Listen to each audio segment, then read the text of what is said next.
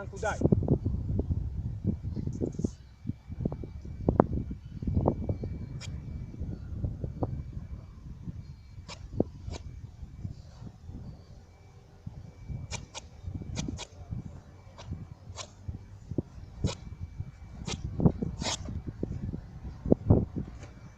Ovdje moraš da pokažeš mir.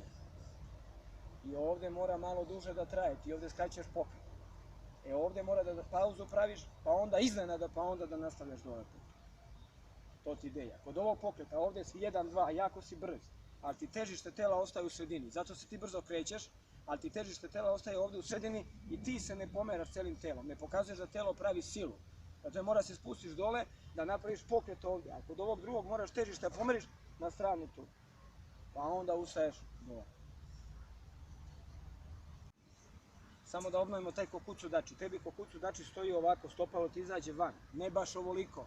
A trebalo bi da pokažeš da koleno stoji nad stopalom. Iz tog razloga sam ti rekao da treba da se vidi promjena težišta. Da nastavimo ovdje ovaj deo.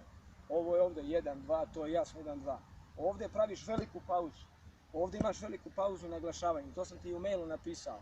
Ovaj pokret ovdje je samo kao prolazni pokret za Joko Geri i tu. Sad ona priča za šut uke pa napred.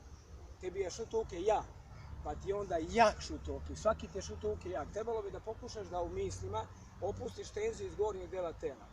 A da se noge brzo kreću i da samo imaš završnicu sa kimeom. Ovdje. Završnica da ima kime. Tebi se vidi da ti je od 0 do 10, od 1 do 10, da si ti sve vreme napet iz ovog položaja i ovdje se vidi da si ti napet u tim gornjim položajima. Trebalo bi u ovom položaju na sredini da se vidi da je težina tela dole, da imaš snagu u donjem delu tela, a da su ruke mekanije da se brže kreću.